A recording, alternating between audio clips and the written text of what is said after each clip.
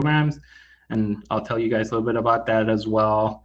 And then I'll tell you guys how to stay organized and use your resources wisely, and why and wrap up. All right.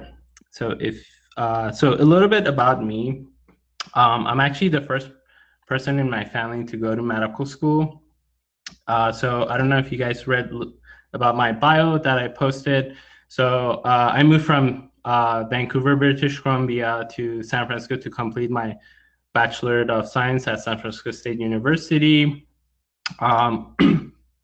When I first submitted my application in 2015 to medical school, I'll tell you guys a little bit about that. I did not have a successful application to medical school, so I was actually a reapplicant. So since then, I worked really hard to build my application. I joined MeMentor to really improve my interviewing skills, as well as improve my MCAT scores. And I also completed a master's program at University of Toledo, which was a linked program to their medical school, and I completed it last year, and now I'm in medical school. So in medical school, I'm involved in a few student organizations, one of them being the SNMA student organizations. It stands for Student National Medical Association, and they're a minority association of pre-medical representatives. So as I mentioned, I was part of MeMentor for 2 years, and this is a picture of me and the MeMentor, former MeMentor boards. A lot of them are in medical school right now, back in 2018. So I love MeMentor very much that I decided to start MeMentor outreach branch in Toledo. So I put MeMentor chair at UT College of Medicine. So if one of you guys ended up coming to Toledo for medical school, you'll be taking my position as the chair. And I want to, one of my goals is to have MeMentor at my school and continue having it. All right, if you could go to the next slide, please. So this slide is just an overview of my school, what we're about. It's a little bit dense, but I'm gonna give you a few highlights. So our school is a 4-year program. First and second year, you complete the medical sciences and you learn about clinical skills. And so to describe our program, it's in 3 words, basically, it's a system-based approach. So what that means, when you're looking at, say, muscles and the bones, musculoskeleton, you're learning about anatomy, physiology, pathology, and clinical important stuff. So whereas traditionally in medical school, you had to take physiology course, you had to take an anatomy course, and they were kind of disjointed. And medical school or approach are more well put together. And the other aspect that I like, a lot of the material. So if you had trouble with one concept in, say, cardiovascular system, it's gonna repeat again in I guess like renal or like your lungs system. So the other thing, our school is a pass and fail for the first 2 years, so that gives a lot of releases a lot of stress and better mental health. And the other cool thing, we have a year-long anatomy course. So this gives lots of opportunity for learning and dissection. And I'm going to talk about plastination and other stuff in the following slides. So just to give you a little bit of background, what we do clinically that is important in our school. So we have patient interviewing and we have standardized patients. So what we do is basically we go into rooms just like your mock MMI interviews that you do for medical school. We go to interviews, and this time it's a real patient there where you get to practice your clinical skills. And then your third and fourth year, basically you do a clerkship or rotation, and after you completed your rotation, you apply for residency and you start your residency as a doctor. So if you could go to the next slide, please. All right, so I previously mentioned Plastination Museum. So anybody know anything about plastination? I don't know if you've been to any museum of plastination outside around in Los Angeles. They had it. So anyways, so plastination is a way of preservation of the body, and our school actually has a small museum where people have donated their bodies and they're preserved there. If you could go to the next slide, I'll show you guys a little bit more. So over here, we have one of our faculty, Dr. Baptista. He's very passionate about this museum because he put into a lot of effort in preserving and people who have donated their bodies, really cool cases. For instance, we have this case, this body where the liver is in the wrong spot. And so if you do interview at our school, you get to see these things. And if you do interview, they'll take you to the museum and you can actually ask questions. So next slide, please. So the other thing I like about our school is this simulation center. So this is an entire building dedicated for enhancing learning. So in this is a scenario where as students we're sitting in a theater-like room, and they're using 3D imaging to help us learn better. So like right now we're doing neurology, so we're looking at the entire skull and what nerves goes through what holes in the skull. So that's really cool because it's really hard to see in a 2D dimension in a classroom. And this puts into a better figure, as well as, you get to see it in dissection lab. So next slide, please. So then also they really put us in a real world scenarios. So we have a lot of robots where they mimic a real patient. So you get to work with other professionals too. So like students from College of Pharmacy, Nursing, and they'll present a case on the robot and you have to really figure out what's going on. And you get to work together. You get to make a lot of mistakes here in the simulation center.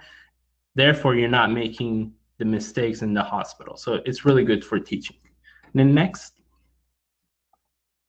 Then, well, another cool aspect is their surgical skills center. So over here, they were having a session where I got to practice laparoscopic techniques. So they were, I don't know if you can see the screen, there's little rubbers that are inside this box, and you're supposed to maneuver it from one side to the other. And this little bit, you practice surgical maneuvering when you're doing the laparoscopic surgery. It's pretty cool. So next. So to tell you the difference between MD and DO programs, so basically there are none. I told you guys I applied to both MD and DO, and the only difference is the 200 hours of extra training that you get for musculoskeletal system. And Adon, our next presenter, will tell you more about this.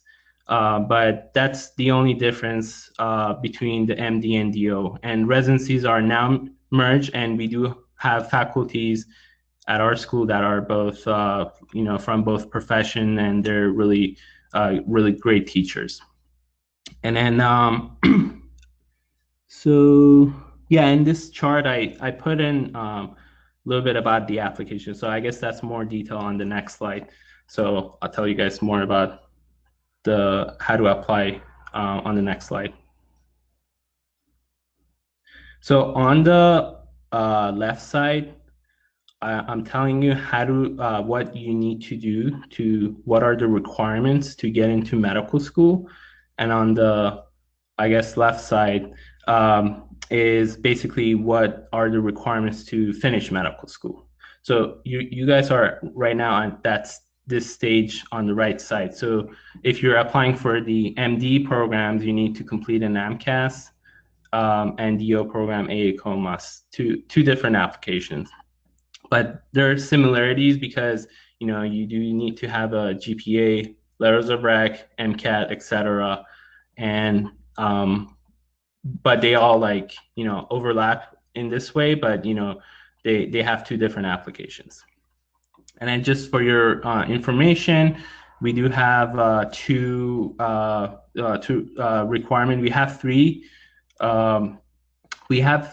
Board exams called USMLE Step 1, 2, and 3. So you take your first board exam after your second year.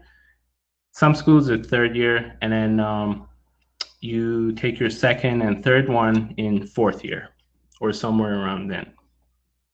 And then for DO program, you need to complete a COMLEX testing. And Adon can tell you more about this. So I don't know if you guys heard that USMLE STEP is going pass and fail. Right now, there's a lot of debates about it, and people have different opinions. I think it can help students have less stress going into these tests, and really really focus on clinical aspect and really trying to learn things in a real world setting rather than just memorizing random facts and buzzwords to get ready for the step. But you guys can ask me more questions if you need to. And then residencies are merging for both MD and DO. Then next slide, please. All right, so over here, I'm telling you how to stay organized. So this is what I did. What I did to stay organized and what resources I used to get into medical school. So I made a spreadsheet of all the schools that I was planning to apply. So in the spreadsheet, this is an example. You can modify it in any way you like. So you can keep track of deadlines, unique programs, like special clubs such as Latino Medical Student Association or SNMA. You can keep track of cost, tuition, in-state versus out-of-state, and then whether the school is fee assistant program approved or not. And I'll tell you more in a second. So the other thing with the application, you get a secondary application once you submit your primary. So this part is explaining why you want to apply to their school. So in this case, I use a different theme. What that means is, so in my personal statement, if I talk about diversity and multiculturalism and advocacy, three different themes, I want to use one of those to present myself for the secondary application. So I don't want to repeat what I said in the primary application on my secondary, but also I want to be consistent. So I hope I made it a little bit clarified over here. Then the other thing I really liked when I was applying to medical school was MeMentor. MeMentor is a really great resource. They have the MSR Student Ready program that I use to really improve my application. Multiple mini interviews, workshops. So actually, I'll share this little story where I was living in San Francisco when I was in California.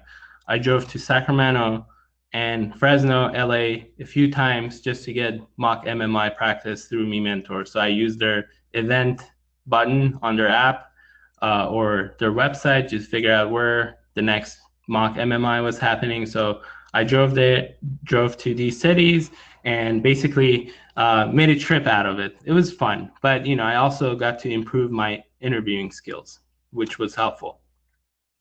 And then the other great resource I would say is the fee assistant program.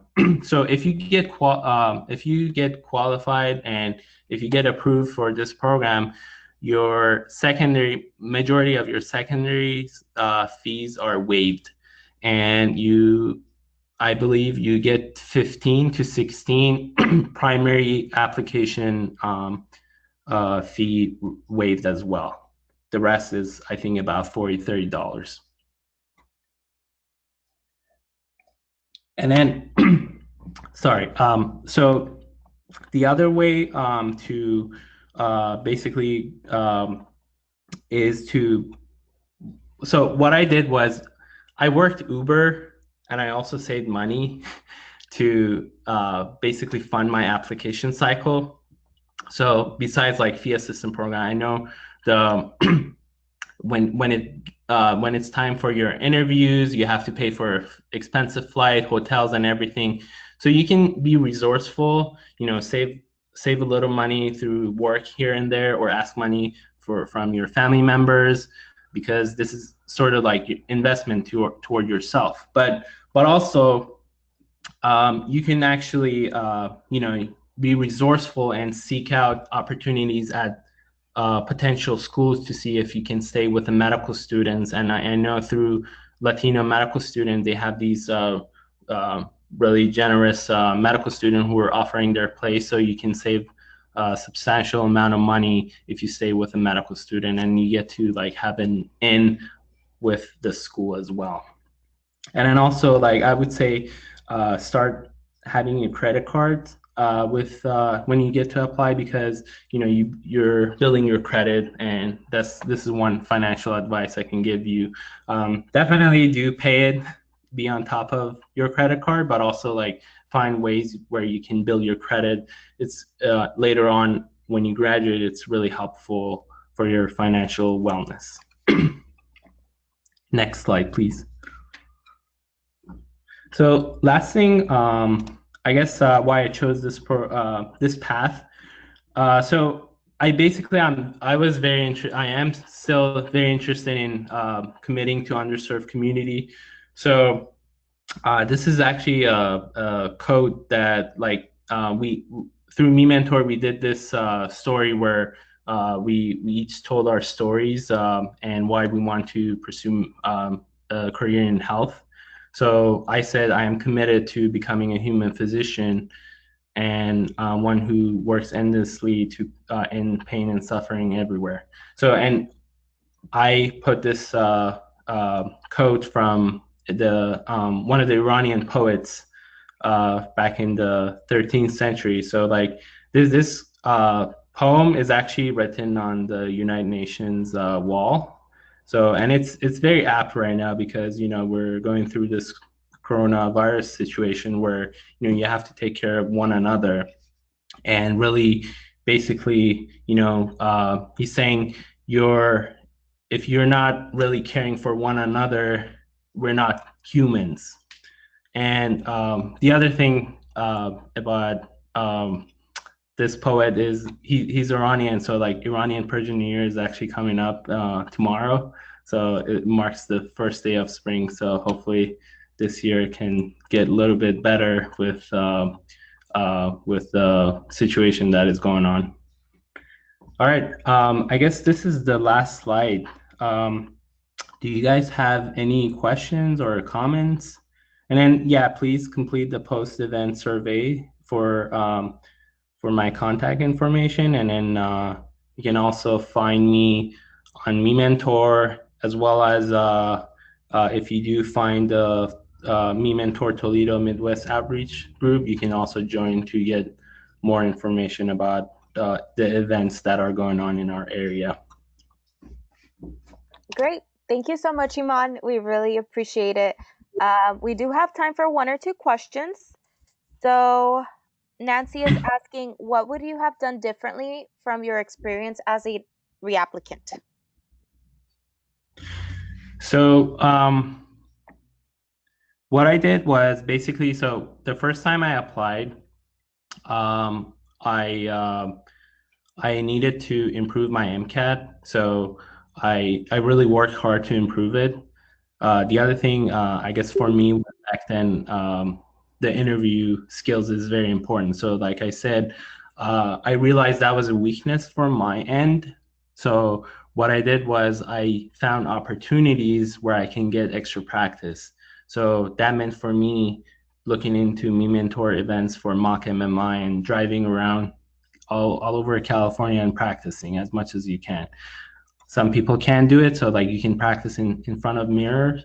You can practice with anybody. So just all you need is a bunch of questions. You can Google and have someone listen to you and give you feedback. Okay, so we have time for one last question. Um, Elizabeth is asking, does the DO program have FAP as well, or something similar to FAP and MD programs?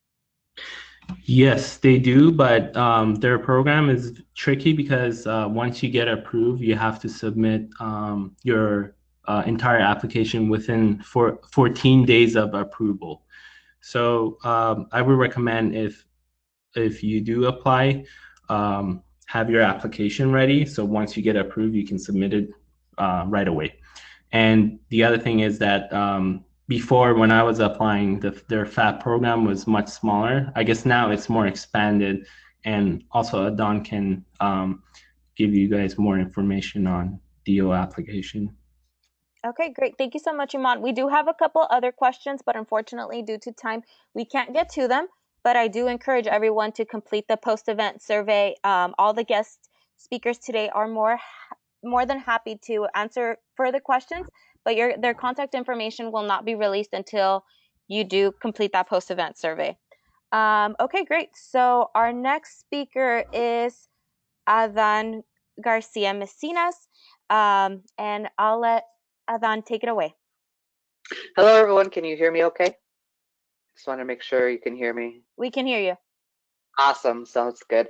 It's a pleasure to speak to everyone. It was nice to hear Iman and his story. Thank you so much for sharing, Iman. And like Iman, this is my first like webinar with Mimet that I've done other events. So it's nice to be on the other side. So I'll be respectful of everyone's time. So can we go forward?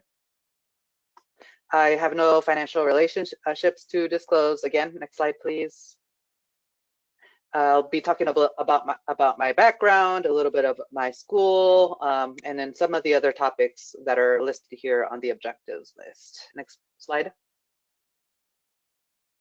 So a little bit about myself. I am the first in my family to go to medical school, and it was a challenge. So like Iman, mi mentor really helped me develop my interpersonal skills, my leadership skills. I talked about my experience with mi mentor on my primary application, my secondary application, even on my interviews application. So once you find something that you're very passionate about and it's semi-health related, feel free to talk about that throughout and weave it throughout your entire application, because I felt like that was one of my strongest parts of my application. And I'm currently the president of our chapter's LMSA chapter, and I graduated from UC Berkeley in 2014 and was on the Mi Mentor board for 3 years. So after graduating in 2014, I worked for the California Primary Care Association, then decided to do an unofficial post-bacc for about 1.5 years. Then after that, I studied for the MCAT, took the MCAT twice, applied to medical school twice, worked at a community health center, volunteered, then worked at a community health center. And then working at the community health center gave me the funds necessary to apply to medical school twice, thankfully. Next slide, please. So a little bit about my school. It's a very unique program because even though we are physically in Mesa, Arizona, we do call it a 1+3 model. And you may ask, what is a 1+3 model? Well, a 1+3 model means that for your first year, you're taking your basic sciences at the Mesa campus. Mesa is like 20 minutes away from Phoenix. And then we're like the only medical school that's essentially national, because then you get sent to community health centers spanning from Hawaii all the way to Brooklyn. There's 16 different health centers. Luckily, I'm going to San Isidro, so I'll be in Southern California next year, starting in August. And so in second year, you do clinic for 1 day a week, plus other basic science courses. And then third and fourth year is the same as any other medical school, where you do clinical rotations. And at each community health center site, you do have a hospital associated with it. So the hospital that I'll be rotating through in San Isidro is going to be Chula Vista. There's another California site in the Central Valley, which is in Visalia, and their hospital that they will rotate through is Kuea Delta. And if you're interested in doing away rotations, the whole entire state of California is essentially your playground in order to do away rotations for 1 or 2 rotations. So we do have an integrated basic clinical and sciences, and it's like Iman's, it's a system-based course. And we have clinical partnerships with federally qualified health centers. As an example is in Phoenix, in Brooklyn, in Seattle. You could take a look at on our website what exactly are our other community health center sites. Next slide, please. So shadowing a DO, it's not always mandatory, but it is beneficial. And I know for California, DO schools know it's hard to find osteopathic physicians. And one of the reasons is actually history. I'll give you a little bit of history. Back in the 80s, there was a discussion on whether DOs could integrate into MDs. So back in the 80s, a lot of the DOs decided, in California specifically, to change their acronyms from DOs to MDs, which is why sometimes you can not see DOs representation in California, because many of the people that are MDs were once DOs, but they decided to do that back in the 80s. So we've been getting more and more recognition in DOs, and yeah, so it's hard, but I worked at a federally qualified health center, and they recently hired a DO, so I asked if he could co-sign my letter from my letter of recommendation. So if you can get a DO to co-sign a letter, I think that would be just as valid. Luckily, it all worked out in my case. And yeah, so it's not always a requirement, but it is recommended. It's only a bonus if you can shadow a DO, because then you'll know what to expect with OMM, but I didn't know. I didn't know what a DO was until the DO started working and talked a little bit more on his off hours. So I'm very thankful for him. Next slide. So a little bit about USMLE, COMLEX, and MD/DO residency. Like Iman said, so anyone that chooses to go to a DO school must complete a COMLEX. And it's very school dependent and also personal dependent whether or not you choose to take both USMLE and COMLEX. But as a DO student, you must take COMLEX. And it's essentially a similar test. The only difference is adding osteopathic principles. And recently, USMLE is going to be a pass-fail. So medical schools and residency programs still do not know what this means at this time, because it was just a recent change in procedures. So you just stay tuned and wait what your program directors, what your medical schools, once you're on the interview trails, will have to say, because I'm sure each medical school will start talking about what a pass-fail on USMLE starts to look like at their specific school. And then as of this year, MDs and DO residency applications are the same application now.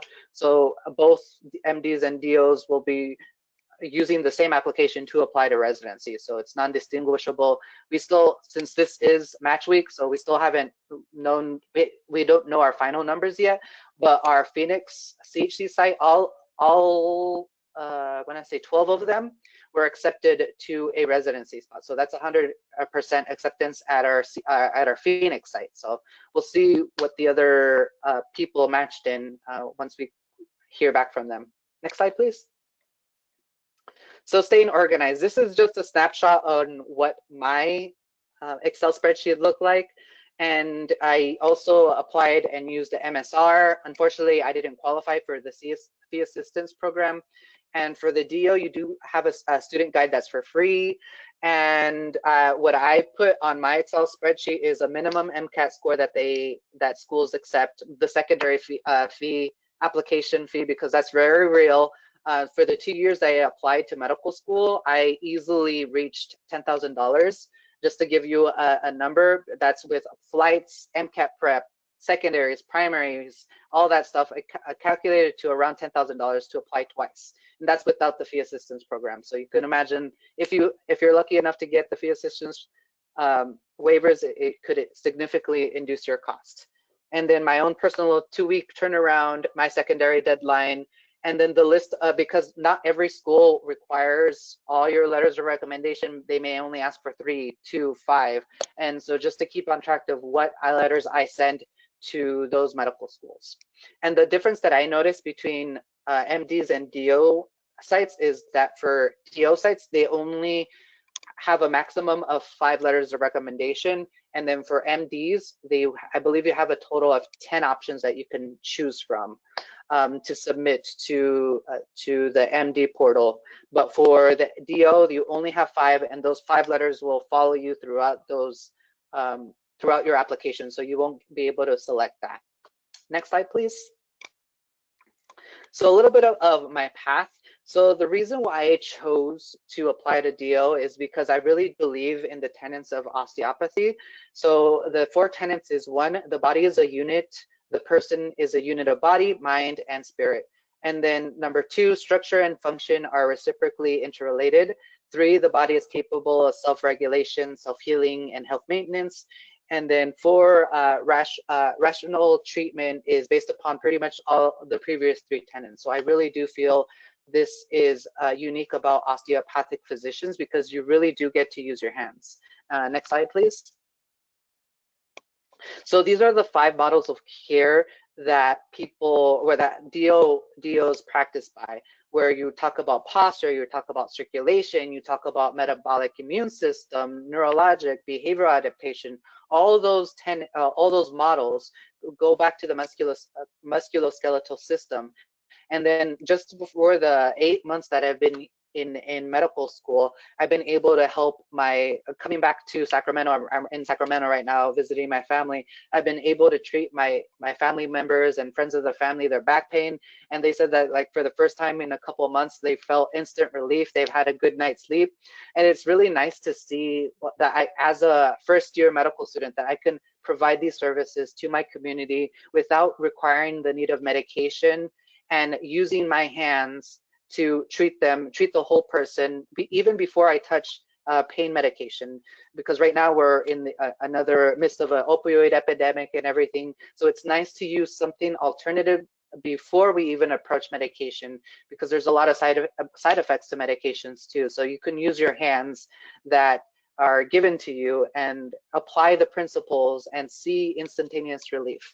And of course, not everything is going to be solved with OMM, but it's a good starting platform to just hear your patients and to use your skills. Next slide, please. So what I like about osteopathy is that you approach the patient care for the mind, body, and the spirit. And various systems of the body are interrelated. We talk about diet, we talk about social determinants of health, and it's very tied back to whole person health, which is what I really admire about osteopathy. Next slide, please. So a little bit about what OMT, because you may not hear this unless you go to a DO school or start shadowing people, but the purpose of OMT, or osteopathic manipulative treatment, is to restore homeostasis. It's to improve the venous and lymphatic return. It's to normalize blood flow. It's to restore physiologic motion function of all system, and it's to find the point of balance between your autonomic nervous system. And there's different procedures that you can do to just lower someone's heart rate that I could do. So the bottom line is just to restore motion and find where restriction is, or any stagnation and lack of motion, to find that homeostasis for that person. Next slide, please.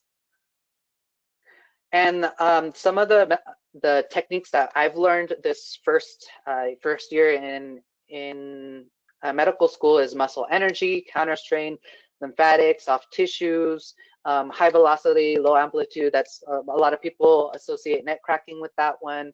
Myofascial release, that's my first one to go to before I start any treatment, just to see how everything flows. And next slide, please. So one thing that I do want to highlight that's really unique about my school is that they look at people that work at federally qualified health centers a lot closer. I am a hometown scholar. I feel like that's one of the reasons why I was accepted to this school, where they look at your application a lot closer.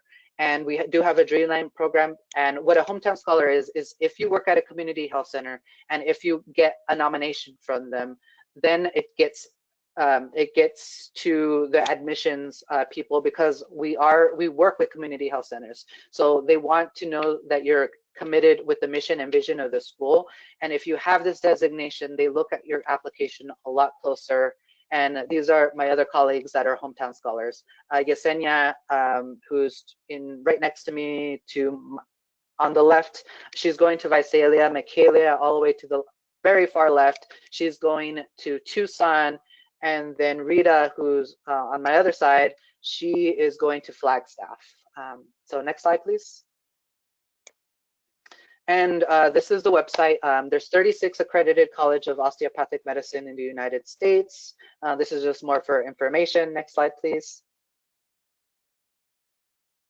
And couldn't get enough, feel free to email me once it's released, after you apply, or after you do your little exit survey. So I'll take a couple questions right now, but thank you very much for hearing my story. Great. Thank you so much for sharing, Adan. We really appreciate it. So we do have a couple questions here. I believe you answered Brian's question regarding your chances for admission at AT as a hometown scholar. So you did mention that it does give you an edge. Lizzie, yes, it does. Perfect. Great to know. So Lizzie is asking, do you know any DO surgeons? Is there a big job pool for them? So specifically for our school aims to meet what we call the National Association for Community Health Centers needed specialties. So surgery is a part of a needed primary care specialty. So what we consider primary care in our school, for our school specifically, is surgery, OB-GYN, internal medicine, family medicine, and psychiatry. So one of our professors at our school, he's a surgeon, and he loves talking about his time as a surgeon, and he's very involved in helping anyone interested in surgeons to pursue that. And there have been surgeons in the past that have gone from our school, but it's very person dependent and what you're interested in doing and applying. Either you want to practice osteopathy or not, but there are a good amount of people that go into surgery too from our school. Great. Thank you so much for sharing. So Sarah has another question. How can we join Hometown Scholars Program? Great question. So it's not necessarily a program per se. It's more of another way for admissions to know that you're committed to our school. So once you get access to my email, I provided the link there, but just also if you feel free to Google Hometown Scholars, AT Still University, and then you'll email Dr. Gary Cloud, who's the director of the Hometown Scholars Program, and he'll be the person that your letter gets sent to, and then he'll distribute your information to the admissions committee.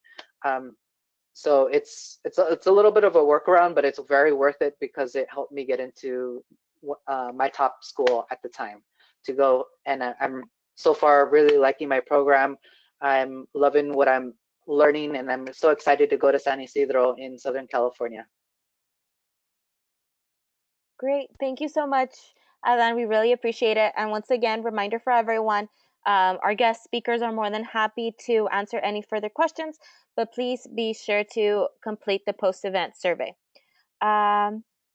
So our next guest speaker is Rosa Magana, and she is a rising medical student.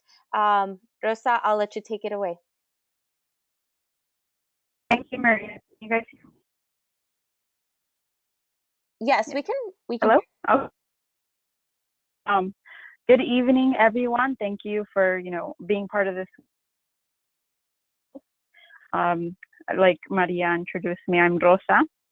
I have applied twice. So the first time, I think my mistake was that I applied without having a strong enough MCAT. So I set a date for the MCAT.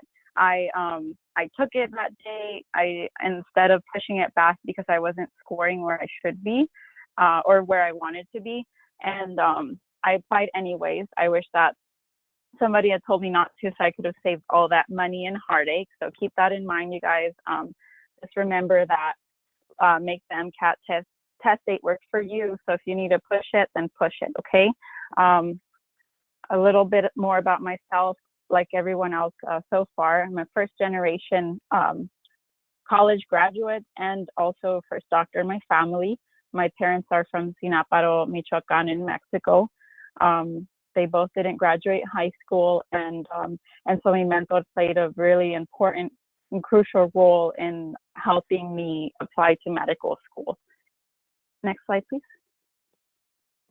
Okay, so our objectives, we're going to go over the MD and DO applications. We're going to look over the MSAR and the DO Explorer. I'll explain what those are later. We'll go over how to approach the personal statement, resources, and end on ways to stay organized. Next slide. Okay, so a quick overview. The application opens May 4th for the MD for AAMC. So May 4th, but you can't submit until May 28th. So starting May 4th, you can go in and put in some information, demographics, things like that. Start ordering your transcripts. For the DO application, it opens May 5th. However, you can start submitting immediately. Do not rush. Make sure your application is perfect because once you submit either, you can't make any changes to your application. Once you submit, your application is not released to a medical school until June 26th for the MD applications and June 14th for the DO applications. And for MD applicants, you can't be accepted until October 15th or later. However, for DO programs, you can be accepted before October. So for example, I was accepted this year to my first school, I think it was in September, for a DO school. And let's see, both have verification periods of about 3 or 4 weeks, sometimes longer. So submit early. It's based on a first come, first served basis. You do not have to have your MCAT score in order to submit for all of your letters of recommendation. So keep that in mind. Next slide. The personal statement varies in terms of like the content. I'll go over that later. However, the characters, luckily, when I applied, it's the same, 5,300 characters, which is about a page and a quarter. The activities, Enrique will go over that later, so I'm going to skip over that. The MD application has a disadvantage statement. It's like a short paragraph. The DO application does not have a disadvantage statement, but you can check off certain boxes that say, you know, if you're first generation or you grew up medically underserved, etc. The DO application does have a section for achievement, so you can input awards, honors, publications, presentations, or scholarships that you earn. So for MD, you can also put those in, but they just have to be one of your 15 activities. And for your well, I'll let Enrique go over that on the next during his presentation. And if you have not started working on your personal statement and activities and you're applying the cycle, please start ASAP. Next slide. Okay, so the DO app does allow a medical school to request applicants to identify prerequisite coursework, which means that as you submit each school, I know it's very small, but on the left in the blue column, you can see that each one of those squares is a school. And for each school, you will assign different classes from the transcript entry that you're going to manually enter, and you're going to choose from those to assign to the prerequisites that they require. Next slide. Okay, and the tools for researching schools. For the MD, it's called MSAR. It stands for Medical School Admission Requirements. And for the DO schools, it's called Choose DO Explorer. And it's fairly new and it's awesome. I'm glad they have it. For the MSAR, it does cost money. It's $28 for 1 year or $36 for a 2-year subscription. And the website is listed there, aamc.org/MSAR. And the Choose DO Explorer is free. Next slide. Okay, so this is a free version of the MSAR. You have on the right, you can see where it says median GPA and median MCAT, subscribers only, so you cannot see that information until you subscribe. And next slide. For the free version, they let you sort through the medical schools, the MD medical schools, using the following filters, except for the MCAT and the GPA. They won't let you sort through those unless you pay. But the other ones are very helpful, especially if you want to stay in state, which I recommend you apply broadly. But if you're interested in like the urban campus type or a suburban or rural campus type, that's an option too. Next slide. Okay, so the free version, I'm not going to go over all of these, but some are really helpful. Like if you want to know matriculant demographics, where schools accept applicants from. Mission statement was very important to me. I applied to schools that I align with mission-wise, and that's how I selected my school. Next slide. So MSAR, for if you pay the money, then you get this additional information, which is like you can look at the GPA, MCAT data, matriculation data, acceptance information, waitlist information, interview information, etc. Next slide. So here's an example of a subscriber, a screenshot of a subscriber that paid money. So you see on the right, you can see the median GPA and the median MCAT. You can also add the schools to your favorite using the button on the right, add to favorites. You can also compare schools by checking the bottom box. So that's pretty awesome. And don't let that discourage you, the median GPA, median MCAT, don't let those discourage you. Apply to schools that you are mission aligned with, even if your stats are much lower.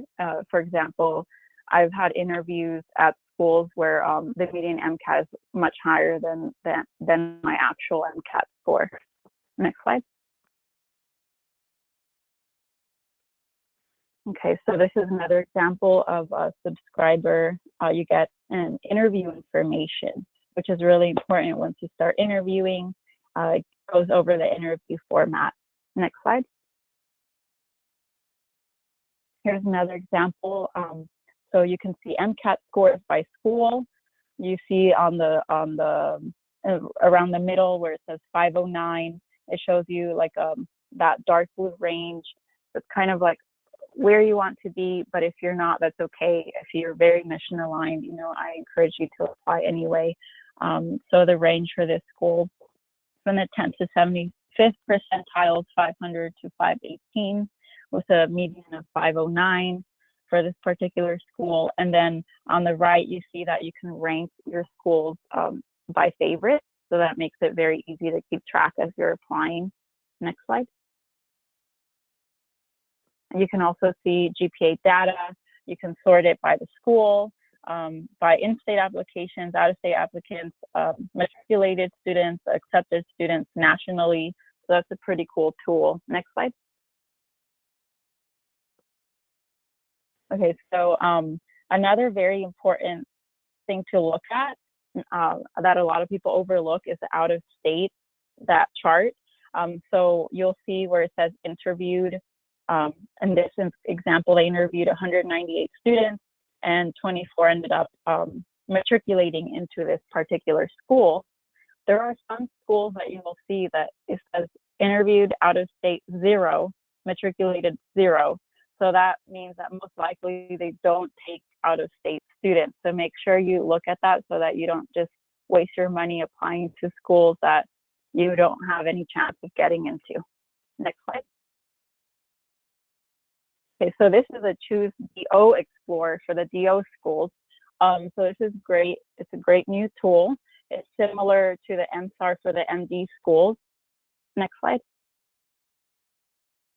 So you can filter as it shows by location, school type, school setting, overall mean GPA, MCAT. All of this is free. You don't have to subscribe.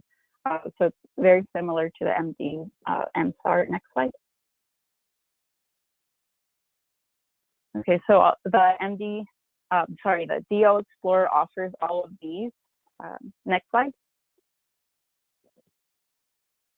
And here's an example. So here's Burrell College of Osteopathic Medicine in New Mexico. The mission statement is para la gente y el futuro, and it goes over the mission in more detail, describes the college. Next slide.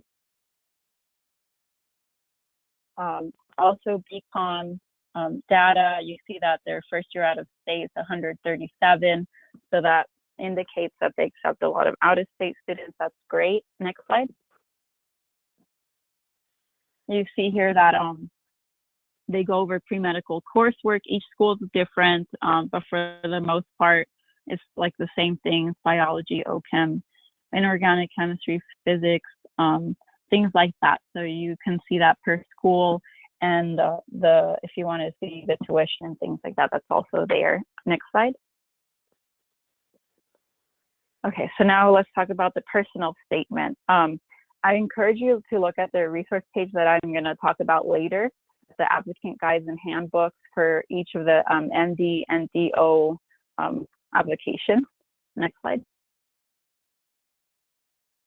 So this is an example of a screenshot from the AAMC, the MD applicant guide. It provides really good guidance. This is like, I don't know, it's so many pages long, and they have a great table of contents, so you could easily find information you're looking for. So in this example, they say the personal comments essay, that they want you to consider the following questions. Why have you selected the field of medicine? What motivates you to learn more about medicine? What do you want medical schools to know about you that hasn't been disclosed in other sections of the application? In addition, you want to talk about any unique hardships, challenges, or obstacles that might have influenced your educational pursuits.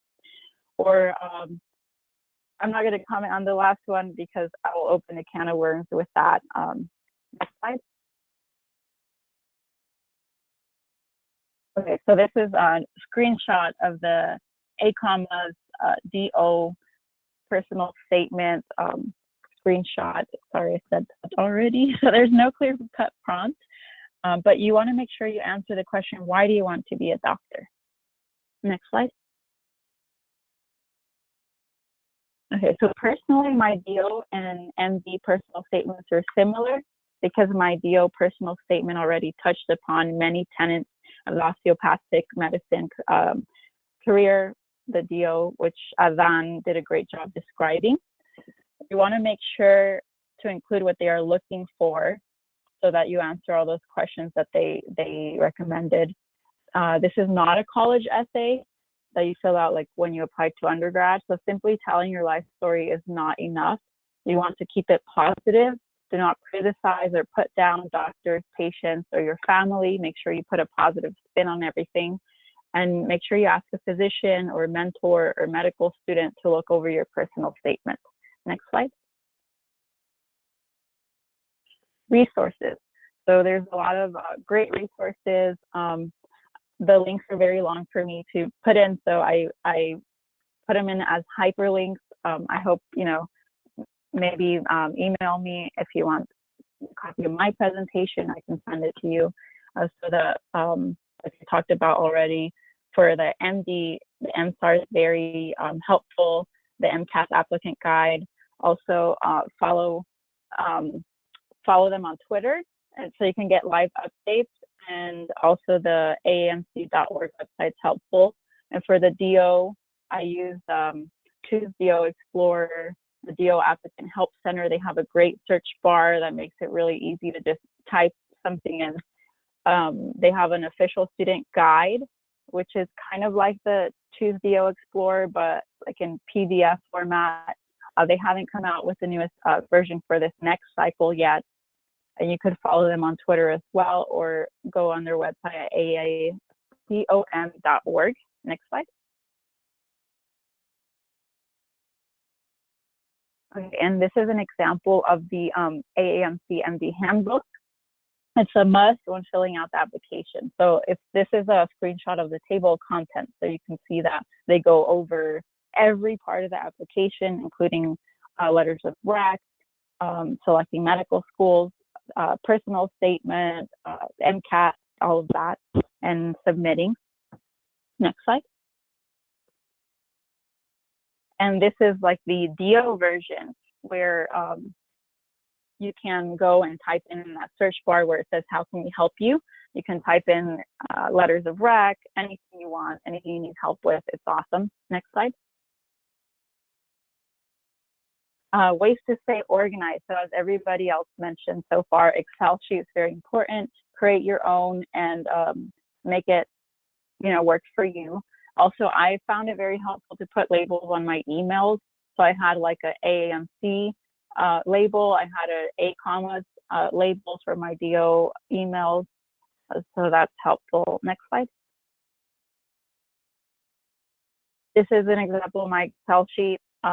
It's crazy, but it worked for me. It helped keep me sane. And I have the MD on the top, DO on the bottom. Next slide. And thank you. Best of luck with your pre-med journey. And this presentation does not cover all aspects of the application, so you must do your own research. You can review the resources slide, and please reach out if you have any questions. That's what we're here for. Okay, thank you so much, Rosa. Everything was very detailed, and I'm sure it'll help plenty of our mentees. So we do have a couple questions. So Alex wanted to know for the DO applications, I believe, since you can submit the application without the MCAT score, what would happen if they don't like their score but already submitted their application? Is it possible to withdraw the application? Alex, that's a great question.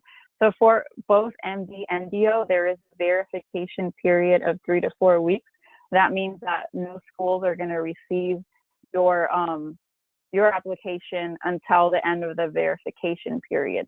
So you have that time as a buffer to kind of get your MCAT score back. If you don't like it, then you can withdraw. And if you withdraw before they send it out to the med schools, then I don't believe you will be considered a reapplicant. And I also recommend that if you are not sure what score you're going to get, to only submit verification to one application, just because, let's say, for example, you submit for like 30 schools and then they verify your application, but then they made a mistake with your transcript and your grades. And then all of a sudden your GPA is messed up because they made a mistake, and then it was sent out to all 30 schools. So you want to make sure you only just send it to one if it looks good. And then when they verify it, if everything looks good and perfect, then you can add, 50 more schools. And when you add those schools after you're verified, they will be sent to the medical schools immediately. Thank you for sharing that. We have one last question. So Abel wants to know what you did differently between the first and second time you applied to medical school, and if you have any tips. For me, it was mostly my MCAT.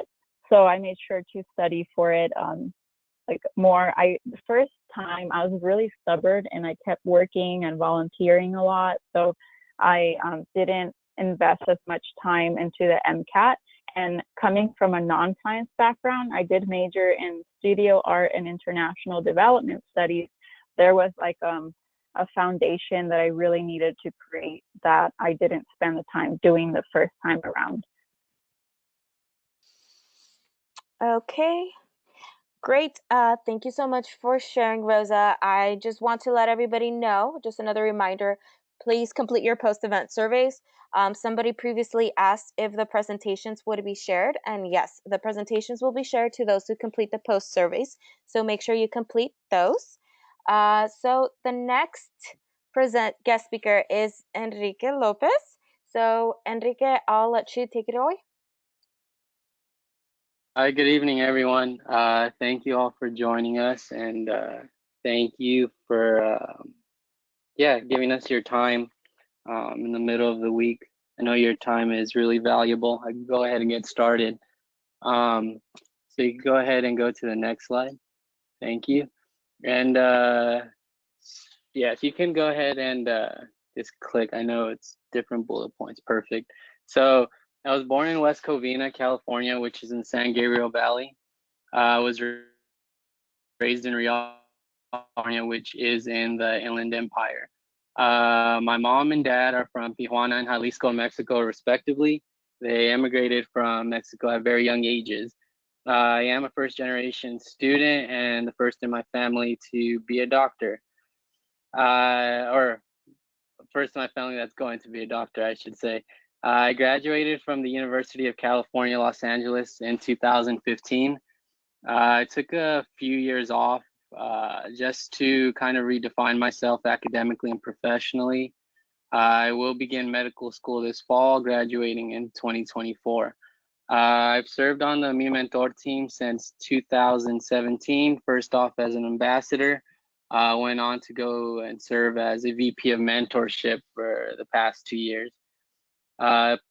Picture to my right is my little brother.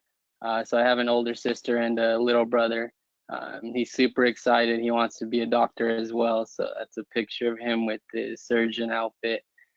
This 1.3 here. So that was my GPA after my first quarter at UCLA. I was put on subject to dismissal, about to get kicked out.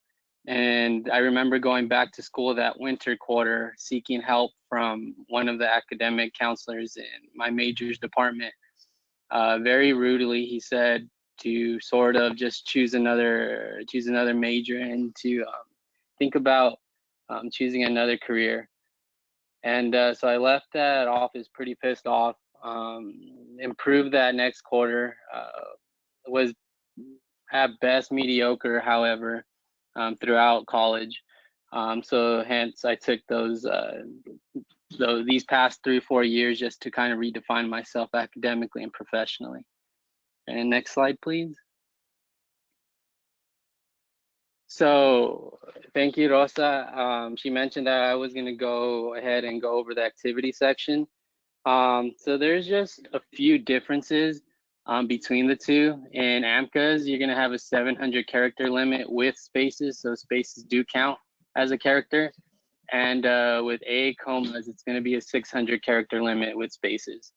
In AAMCAs, you're going to have to choose 3 meaningful activities. Each meaningful activities has extra 1325 characters to elaborate on why each activity is meaningful. In AACOMAS, you don't have the ability to do this.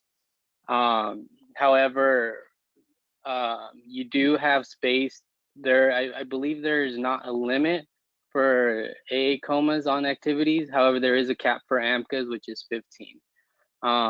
With that, I would say you don't have to use those 15.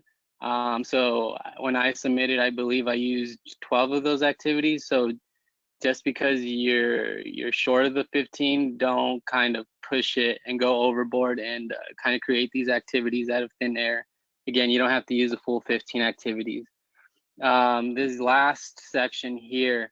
So with AAMCAs, you can go ahead and categorize or select what type of activity your experience is. So it can be ranging from artistic endeavors, community service, whether it's medical and not medical, extracurricular activities, hobbies, honors, sports, publications, research, teaching.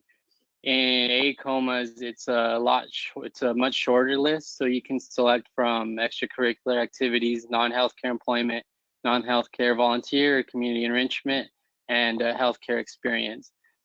So for both, you're gonna have to input the dates, contact info, so who to contact for each experience, your position, and what I would say for when you're filling out this activity section is to not only list what you did, but the impact that it made in your journey and how it continues to inspire you and what you'll what you'll do in the future with this experience.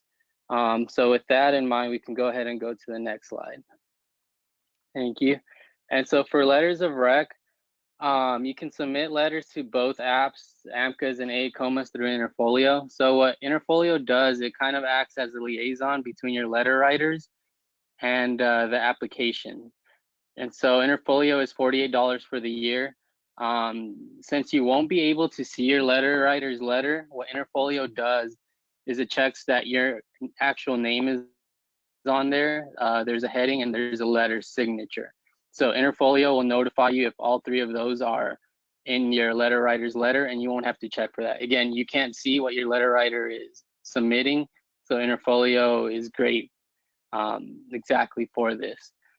And then a difference between AAMCAS and AACOMAS, I believe I touched a bit on it. For AAMCAS, you can assign specific letter writers for a specific school. So for example, Dr. Olivo, say I wanted to submit his letter for school XYZ, but I didn't want to submit it for another school, I have the ability to do that. However, with AACOMAS, if I upload his letter to AACOMAS, his letter will be sent to each school that I applied to. And so you have to be really careful. A mistake that I made was that when I submitted my position letter to AACOMAS, they only took into consideration the first position letter I sent, not the second. And I really wanted the second one to be looked at. And so schools kind of look at the letters from AACOMAS and kind of just grab from there. With AAMCAS, you have the ability to assign your letter writers to the schools that you want. And so there's a bit more freedom with AAMCAS and letters of rec. Each school will have different letter requirements. So not all DO schools will require a DO letter. However, it's recommended that you do have a DO letter. Some schools require 1 non-science professors, others require 2 science professors.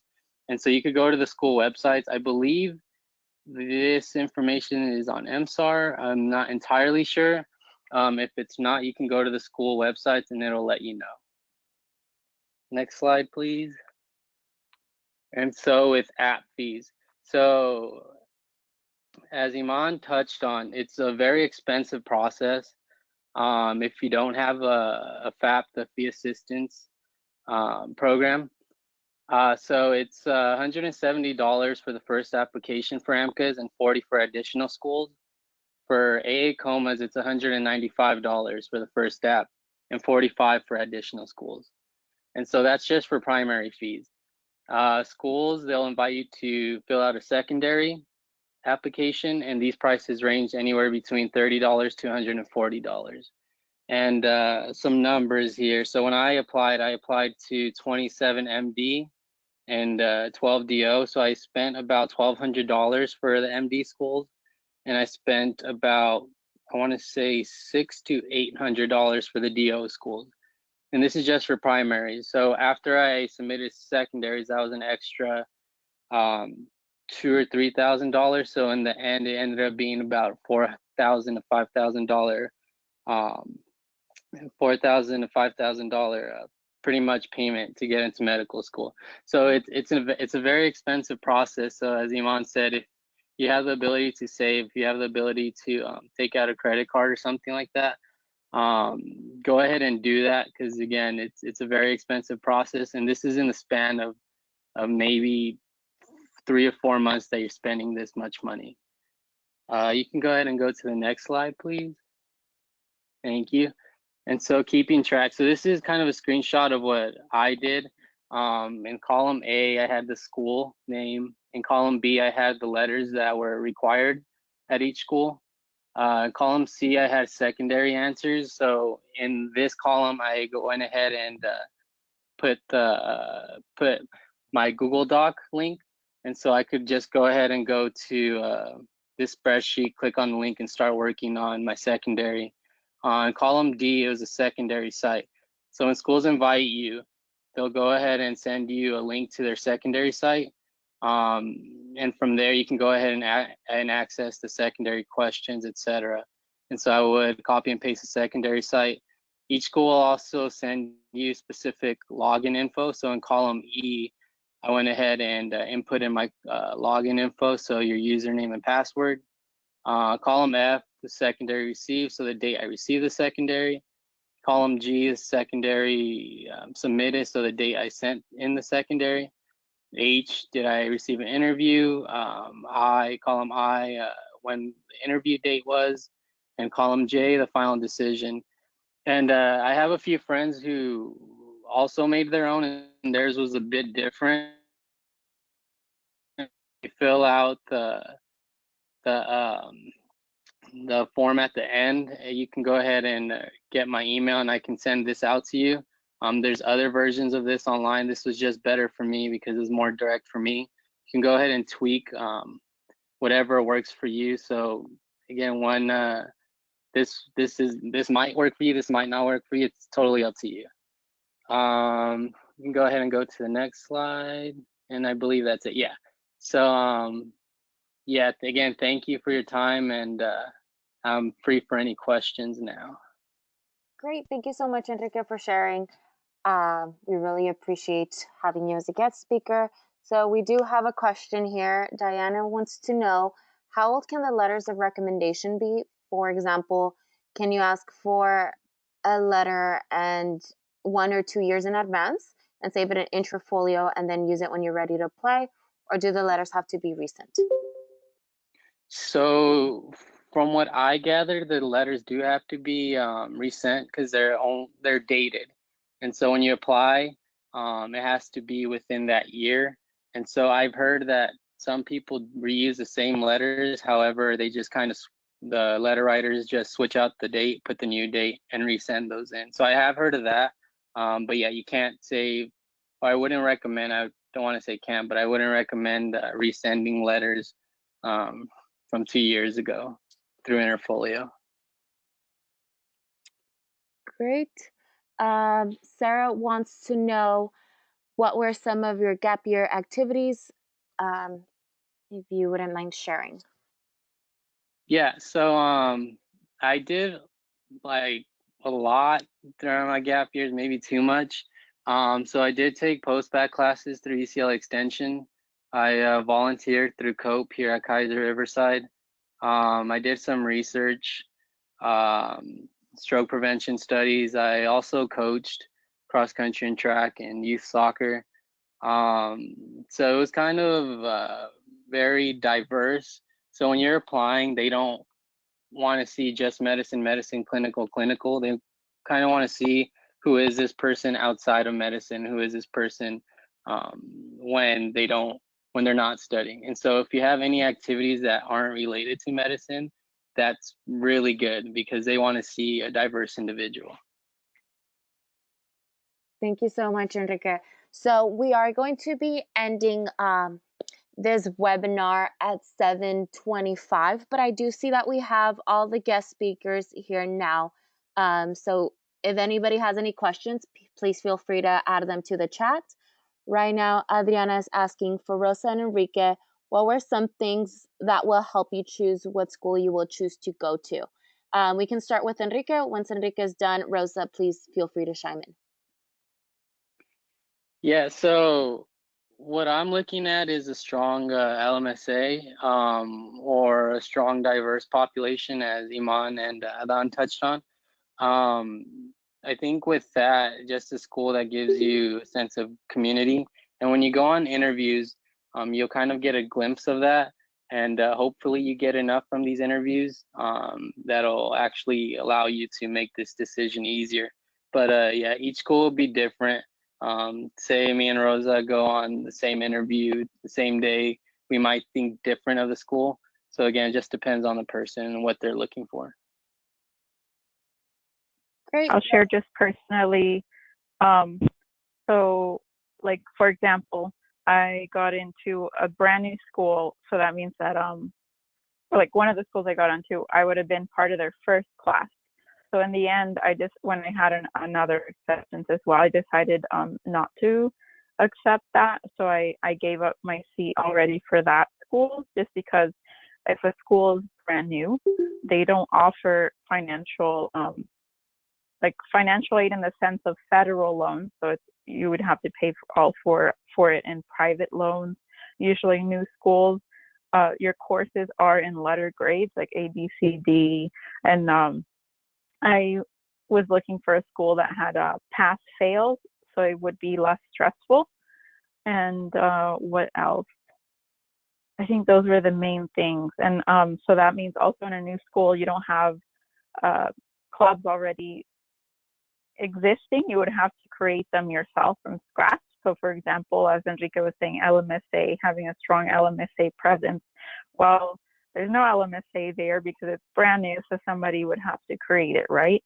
So it's up to you personally what you're looking for. Some people, it appeals to them to be kind of that pioneer and be able to, start everything from scratch. Or maybe sometimes that's the only school somebody gets into, and that's totally fine. For me, like I said, I applied to all the schools based on their mission. So other than that, when I went to interviews, the feel you get at the interviews kind of helps you decide as well. And you won't know that until you go. Great. Thank you so much for sharing, Rosa. We have another question for Iman. Abel is asking if the University of Toledo MS program is a guarantee into that medical school. If not, what percentage do matriculate into Toledo? Hi. So your guarantee is interview. So there's no guarantee admission it's very hard to find throughout the country schools that are guaranteed admissions. Most are guaranteed interview. So with that, 60% of us from our cohort matriculated into the Toledo program. And then I think about 80 or 90 were able to get into medical school throughout either in Ohio area or somewhere else. Great. Thank you so much for sharing, Iman. Abel, I hope that answered your question. For Adan, we have another question. Are your second year courses done online or are they in person? Great question. In terms of the basic sciences, most of them are done via podcasts from the professors we already took our first year.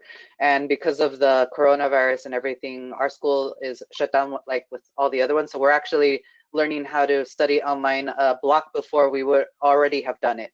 So it gives us better transitions, at least for us at our school, to get used to studying online. But we do go to class once a week to study osteopathic principles at our community health sites. Thank you for sharing and answering that question, Adan. So we have another question here. Vanessa would like to know if secondary applications are automatically sent out to everyone or if they're only sent out to specific applicants. So I'll be asking this to a rising medical student since they are the ones that recently applied. So Rosa, if you would be willing to answer this question. Sure. Thank you, Vanessa. So they are not automatically sent out. Well, I should rephrase that. It depends on the school. So if you subscribe to MSAR, that information will be there. I definitely looked that up. I tried to avoid applying to schools that sent it out automatically just because that's just more money. There are some schools that screen and it tells you how they screen. Some have GPA cutoff, some have MCAT cutoff. So you want to make sure that you are that you qualify so that you're not just wasting your money and then they don't send you a secondary, right? Some screen depending, like especially the UCs, depending if like they really are thinking about, oh, you're a good fit for the school, then they take a little more time to screen you. And some send to everyone. Like for example, USC will send it out to everyone no matter what. Great. Thank you so much for sharing, Rosa. So that is the end of our questions and the end of our webinar. Thank you to everyone who joined. Just as a last reminder, please complete the post-event survey. That should have been sent to everyone, but in case it wasn't, feel free to send an email to, or if you have any issues, please feel free to send an email to socal.vpofmentorship@gmail.com. I'll write it down in the chat. And thank you so much for the guest speakers. We really do appreciate having you here. So that'll be all. If anyone has any questions, as I mentioned, please be sure to send me an email. Thank you, Maria. Thank you, everyone. Good night. Thank you. Good night, everyone. Thank you. Good night. Nice to hear your voice, Iman and Rosa. Nice to hear you too. I hope you're doing well. Stay safe. Same. Are you also transitioning to online stuff for your class? Yeah, we started this week. Okay. And yeah, it's crazy. Yeah. Yeah, it's scary times too.